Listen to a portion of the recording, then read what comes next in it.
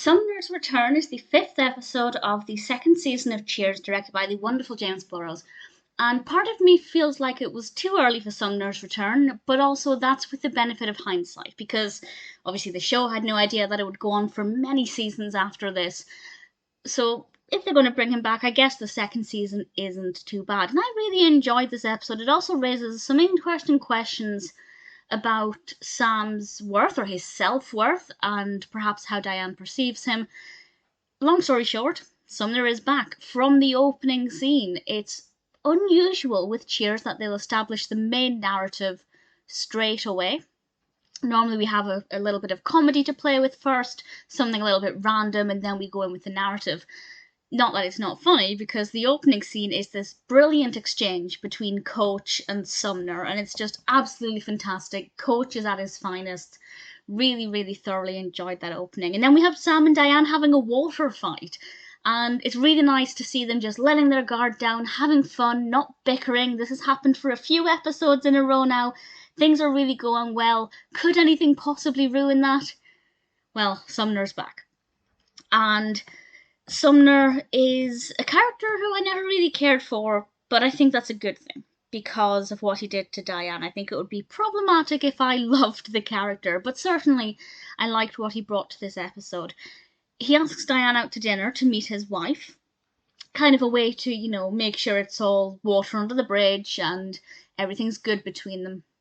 So Diane reluctantly agrees, and she lies by omission to Sam, not fully telling him the extent of what their conversation was like. And long story short, Diane didn't tell Sumner about Sam because she was worried it would be too much for Sam, because Sumner obviously has a certain level of intellectual conversation. She was worried that Sam just wouldn't enjoy the company, but Sam finds out about this and says that no, he wants to go on this double date, if you like.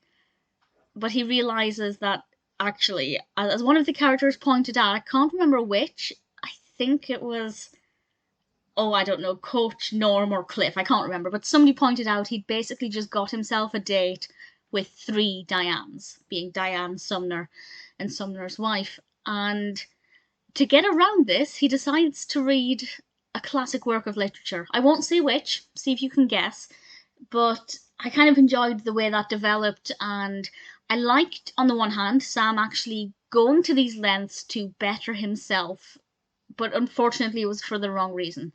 He wasn't doing it because he wanted the cultural knowledge that comes with reading a classic work of literature. He wanted to do it so he wouldn't come across as being stupid.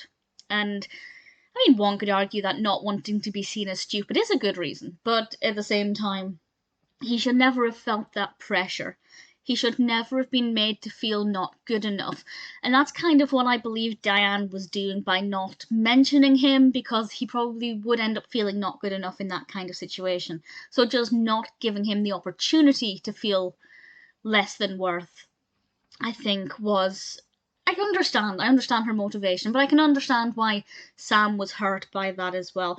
I won't say exactly the direction the episode takes, but I really enjoyed it. I thought it was a really decent episode. There were obviously some great comedic moments. We get to see Norm wearing casual clothing, because he and Cliff had been out to, I think, a baseball game, if I remember correctly.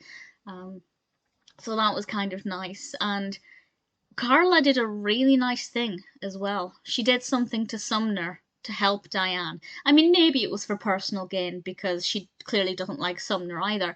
But the fact that Carla was so hostile towards Sumner, the only reason she'd have to dislike Sumner is because of what he did to Diane, and the fact that she was so hostile towards him showed that she was hurt by him hurting her. And I think that that's lovely. So there were some really great moments in this, and while I don't love Sumner as a character, which again I think is kind of the point, I think he was really entertaining in this. Michael McGuire did a great job with the character, and it's definitely a very thought-provoking episode.